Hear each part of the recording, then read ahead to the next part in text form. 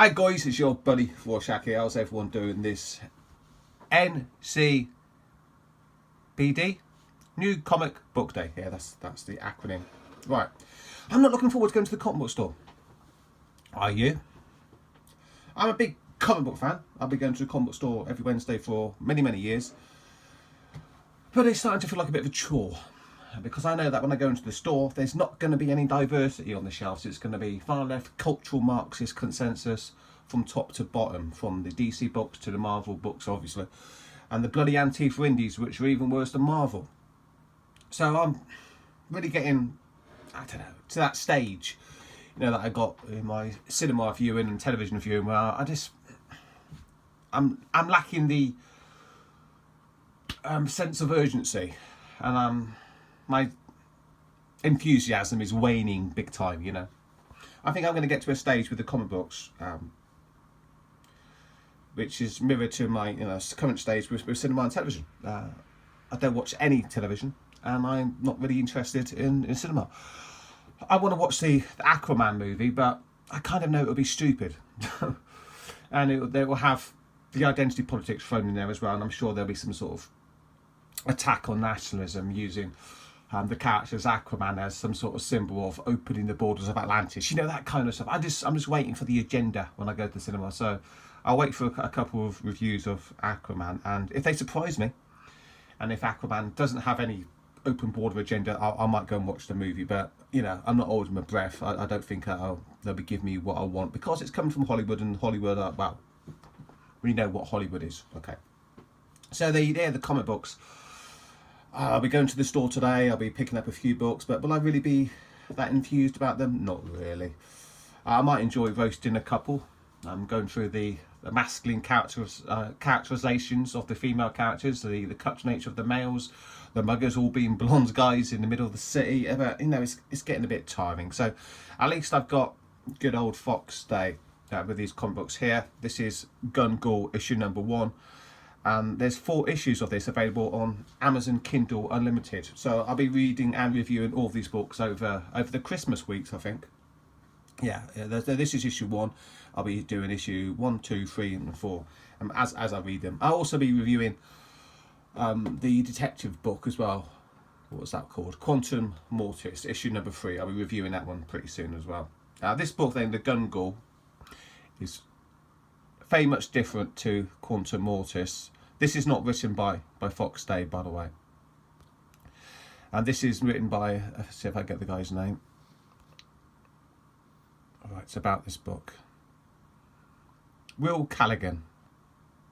And it's a pretty simple read, really, and there's more action in this than Quantum Mortis. But I was really enjoying the lack of action, really, in Quantum Mortis. I don't need loads of action in my comic books, you know.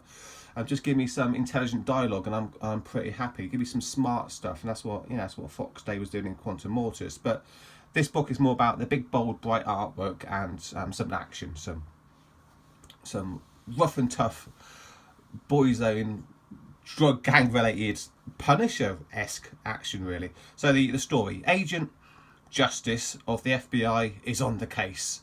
She is a meta prime with the ability to see into the past, but not even her ability to see what happened allows her to explain the impossible. And the FBI is not the only agency that is interested in learning more about the new player in town.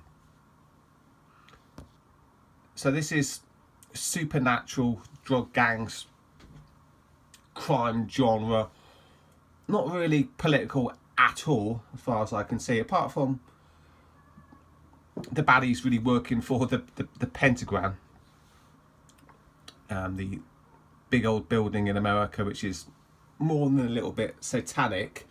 If you want to call that political, then okay, it's political. So the bad guys are operating out of the Pentagon. But yeah, apart from that, it's fantasy, really. And that girl's very attractive, isn't she, on the front cover? I want to have a sip of coffee and I'll quickly take you through the book. I don't want to do any spoilers. Because, yeah, get a Kindle Unlimited subscription and you can read all these books right now. Don't even have to make the miserable trek to the comic book store. So, the story. Look at the artwork. Isn't it very nice? We begin with this gang, or I guess they're mercenary types, in the jungle in, is it Mexico? Somewhere like that. Colombia. Colombia, South America. So the future of regular America, the free part of America. If you want to know what's going to happen in America in the future, well, just look at South America, because those borders are going to remain open. That wall is not going to get built. Sorry guys, there's no will to get the wall built. So the operation that these three guys are conducting, as you would expect, kind of goes wrong, at least for one of them. These two guys are fully on board with the agenda. We've got a good guy here. I think this guy here is the main protagonist of the story. I think he's the Ghoul, because his face is a little bit hidden there by his hat, isn't it?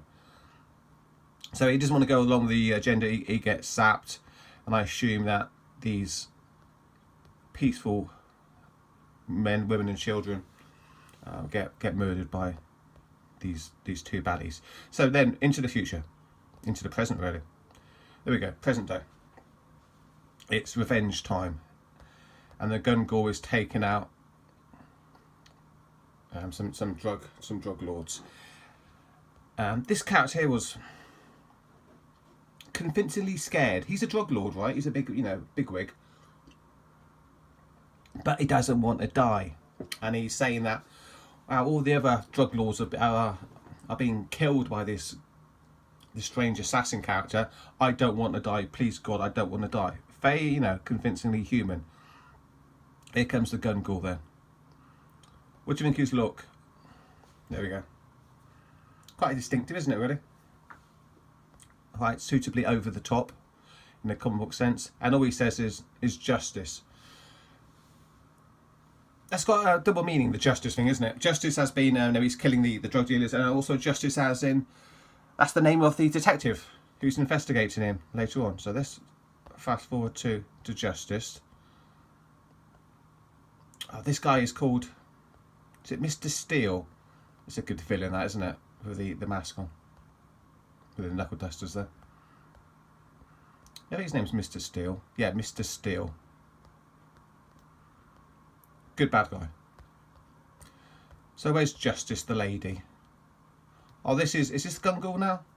We don't know what's going on with his family. Yeah, so a little hint, about the trauma that the main guy is suffering from. I assume this is Ghoul, but I don't know yet. I'll let you know in the forthcoming issues. Because this guy's obviously been shot there in the back, but he doesn't appear to be on a slab. So maybe he's some sort of supernatural. Can I even say the word supernatural? Supernatural character. Maybe he's Ghoul, but I'm not sure yet. And it's nice, by the way, to see a guy with blonde hair in a comic book, not portrayed as either a total beta male cuck or the inner city mugger, Because whenever I see the blonde hair in a regular comic book, I just assume that the guy's either going to be total beta, bossed around by the ladies, or or a bad guy. So I guess he's actually a good guy with blonde hair, a good strong guy with blonde hair. Here she is Justice then. So you don't have to cut out the strong, empowered young ladies in comic books to please this reviewer. I've got no problem with strong, empowered ladies, as long as they're not cucking out all the men. So she's got supernatural ability, like I was mentioning a few minutes ago, to see into the past. So she's seen all the events that there's Ghoul there was involved in, and she's investigating. Again, I don't want to do too many spoilers here. And it's the Pentagon with the bad guys, Mr. Steele, working for this lady here, this dude here, who I think he's the character introduced at the beginning of the book, this guy. And we've got the Spider-Man character who made an appearance at the beginning of the book as well. And he's saying to Mr. Steele, you handle this or I will send someone there that can. And isn't that artwork nice?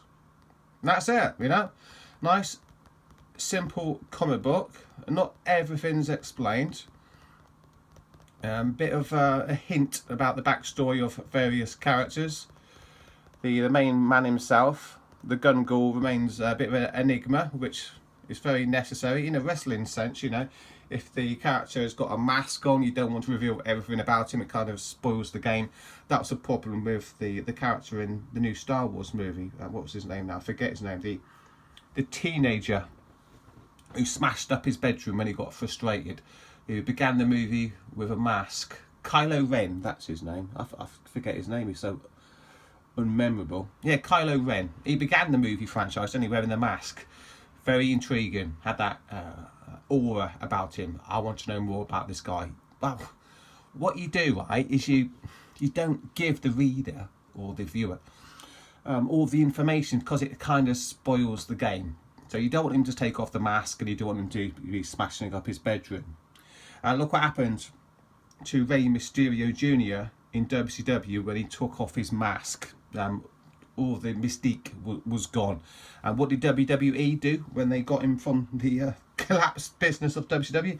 They made him put the mask back on again. So it's very important, and for the mysterious guys to remain mysterious. We don't want to know everything about him. We don't want to Kylo Ren him. It kind of spoils it. But that's kind of all I want to say really about the first issue of Ghoul. Not political, not ideological, simple fun, big bold artwork. You can read this in a couple of minutes, and you don't get the sense that the men are getting cut out, and you don't get the sense that the guy writing the book is an ideologue who wants you to vote for the Democratic Party in the US, and that's a good thing. So there we go, any review there. I'm going to the comic book store now, not looking forward to it at all. Hopefully I can find something there which has got a little bit of genuine diversity in it, a bit of ideological, political diversity, something that appeals to somebody like me. Because if the comic book store doesn't give me anything at all, and still refuses to give me anything at all, then I'll stop going to the comic book store.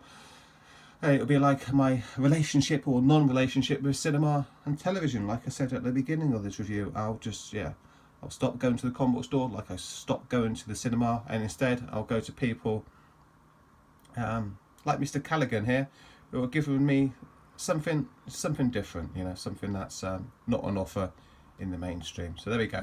Thanks for checking out the review. Please like and subscribe to the channel if you'd be so kind. Hit the bell for instant updates, even though I'm sure YouTube will be messing with that anyway. But hey, that's what they're going to do. They have to get ready for that 2020 election, don't you know? So cheers, take care, I'll catch you all later.